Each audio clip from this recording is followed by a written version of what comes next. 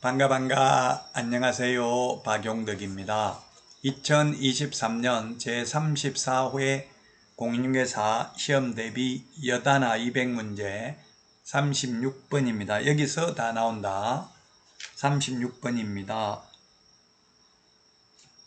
부동산 거래 신고 등에 관한 법률 틀린 것인데 계약을 체결하지 아니하였음에도 불구하고 거짓으로 부동산 거래 신고를 한 자에게는 3천만 원 이하고요. 3천만 원 이하가 되려고 2번 부동산 거래 신고 후 해당 계약이 해제 등이 되지 아니하였음에도 불구하고 거짓으로 해제 신고한 자에게 3천만 원 이하의 과태료를 부과를 합니다.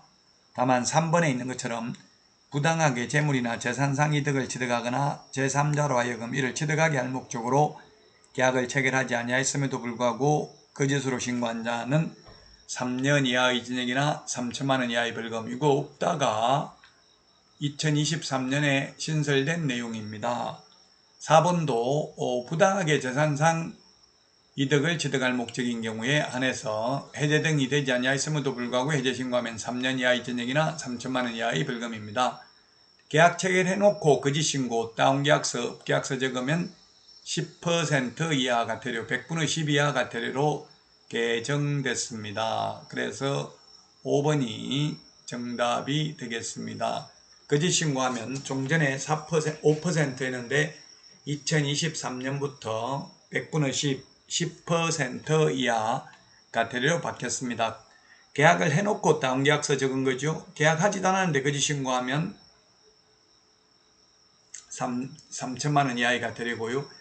재산상 이득을 취득할 목적으로 거래하지도 않고 거래 신고를 하면 3년 이하의 징역이나 3천만 원 이하의 벌금입니다. 다음은 37번 문제 보도록 하겠습니다. 상가 임대차와 관련해서 틀린 것입니다. 1번 서울특별시에서 9억 이하면 우선 면제 후순위보다 전액을 우선 면제 받을 수 있습니다. 그 다음에 2번입니다. 부산광역시 과밀억제권역은 환산보증금 6억 9천만 원 이하인 경우 우선 면제권이 있고요. 세종특별자치시, 그 다음에 세종특별자치시, 그리고 과밀억제권역에 포함되지 아니한 광역시 이런 데가 되겠죠. 파주시, 화성시, 안산시, 용인시, 김포, 광주의 경우에는 5억 4천 이하인 경우 우선 면제받을 수 있고요. 인천광역시 용진구는 기타 재금으로 3억 7천만 원 이하인 경우 우선 면제권이 있습니다. 파주의 경우에 3,800만 원 이하인 경우에 최우선 면제권이 있다 했는데 파주는 우선 면제받을 때는 광역시에 해당되므로 5억 4천만 원 이하인 경우 우선 면제받지만 파주는 최우선 면제받으려면 3천만 원 이하인 경우 1,000만 원까지만 최우선 면제받습니다. 그래서 5번이 틀렸습니다. 5번이 정답이 되겠습니다.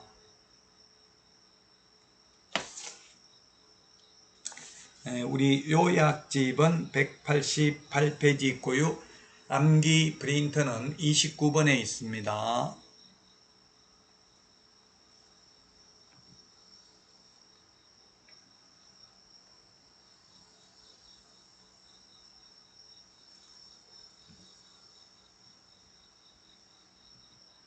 자, 38번 문제 보도록 하겠습니다.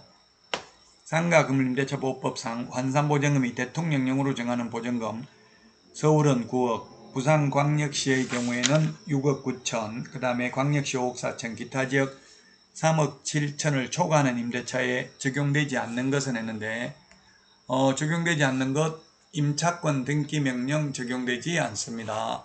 서울에서 환산보증금 9억 초과하면 임차권 등기명령 적용되지 않고요. 최단기 존속기간 적용되지 않고요. 묵시적 갱신도 적용되지 않고요. 5%밖에 못 올린다 적용되지 않습니다. 그러나 권리금 회수기회 보호 적용됩니다. 서울에서 9억 초과하더라도. 그 다음에 비업 표준권리금 계약서 사행 권장할 수 있는 것, 환산보증금 서울에서 9억 초과하더라도 적용되고요. 3개의 차임액을 연체한 경우 해지할 수 있다 적용되고요. 그 다음에 월차임 산정률 제한 적용되지 않습니다. 월차임 전세를 월세로 돌리려면 1할 2푼 또는 기준금리 곱하기 4.5배 중에서 낮은 비율을 초과할 수 없다. 이거 9억 초과하면 적용되지 않습니다. 그 다음에 지어세 법무부 장관은 국토부 장관과 협의를 거쳐서 보증금, 차임액, 임대차 기간 수선비 분담 등의 내용이 기재된 상가 건물 임대차 표준계약서를 정하여 그 사용을 권장할 수 있다. 이건 9억 초과하더라도 적용됩니다. 그래서 9억 초과하면 적용 안 되는 거 5개가 정답이 되겠습니다. 5번입니다. 그래서 9억 초과하는 경우 적용되지 않는 것 우리 어떻게 암기를 했습니까? 임시, 표준, 대개, 권해. 요거는 9억 초과하더라도 적용 안 되는 게 아니라 적용되는 거죠. 임시 특례 2020년 9월 29일부터 6개월간 연체한 차임은 3개의 차임액을 연체한 것으로 보는데 포함시키지 않는다. 표준계약서 사용 권장, 대항력, 계약갱신 요구권 행사, 권리금 회수 기회 보장, 3개의 차임액을 연체하면 해지할 수 있는 거 요건 서울에서 9억을 초과하는 임대차에 대해서도 적용이 됩니다. 자, 다음은 39번 문제 보도록 하겠습니다. 경매에 대해서 옳은 것입니다.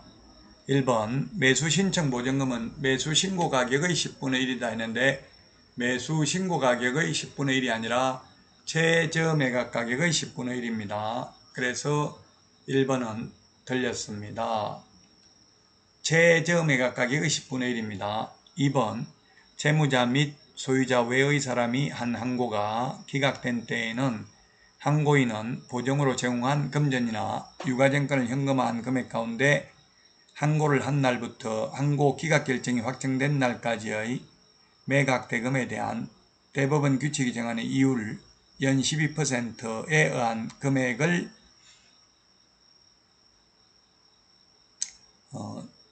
돌려주지 않습니다. 항고보증금 돌려주지 않습니다. 항고가 기각되면 채무자 소유자의 경우에는 아예 항고보증금을 몰수해서 배당재단에 편입합니다. 자, 그래서 2번이 맞는 말입니다. 그래서 요즘은 항고하는 사람이 거의 없다고 하네요. 거의 없는 게 아니라 아예 없답니다. 현실무적으로. 2번이 옳은 정답이 되겠습니다. 채무자, 소유자 이외의자가 한 항고가 기각되면 대법원 규칙이 정한 이율에 의한 이자 빼고 나머지 금액만 돌려준다. 인용되면 다 돌려주겠죠. 자, 그 다음에 3번 매수인은 매각 대금이 지급되어 소유권 이전 등기 촉탁하는 때에 소유권을 취득하는 게 아니라 매각 대금을 다 낸 때에 소유권을 취득합니다. 자, 그 다음에 4번은 대금 지급 기일이 아니라 대금 지급 기한입니다. 5번 재매각 절차에서 전 매수인은 매수 신청을 할 수 없습니다. 금반환의 원칙에 의해서. 왜냐하면 보증금만 내놓고 잔금을 안 내서 다시 재매각하는데 또 재매각 절차에 참여해서 보증금만 내놓고 잔금을 안 내면 고의로 경매 절차가 지연되기 때문에 전 매수인은 재매각 절차에서는 매수 신청을 할 수 없습니다. 자, 다음은 40번 문제입니다.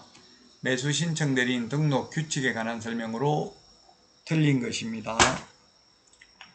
1번 개업공개사는 중개업, 휴업, 폐업 한 경우 그 사유가 발생한 날로부터 10일 이내 지방법원장에게 그 사실을 신고해야 된다. 그렇습니다. 매수 신청 대리인 등록을 한 개업공개사가 중개업을 휴업 또는 폐업한 경우 10일 이내에 신고를 해야 됩니다. 그 다음에 2번 업무정지 처분을 받은 경우 그 사실을 출입문에 표시해야 됩니다. 공인중개사법은 표시하라는 말이 없죠. 3번 협회는 등록관청으로부터 중개사무소 개설 등록, 휴폐업 신고, 자격취소, 자격정지, 등록 취소, 업무정지 등에 관한 사항을 통보받은 후 10일 이내에 법원 행정처장에게 통지해야 됩니다. 자, 그 다음에 지방법원장은 매수 신청들이 업무에 관하여 협회를 감독한다 했는데 법원 행정처장이죠. 지방법원장은 매수 신청 대리인 등록을 한 개업공개사와 협회의 시도 지부에 대해서 지도 감독을 합니다. 5번 보수 지급 시기는 매수 신청인과 매수 신청 대리인의 약정에 따르며 약정이 없을 때에는 매각 대금 지급 기한일입니다. 중개 보수의 경우에는 거래 대금 지급이 완료된 때죠. 약정이 없으면. 물론 약정이 있으면 약정에 따르게 되겠습니다. 자, 이번 시간 여기까지 하고 다음 시간에 만나요. 안녕.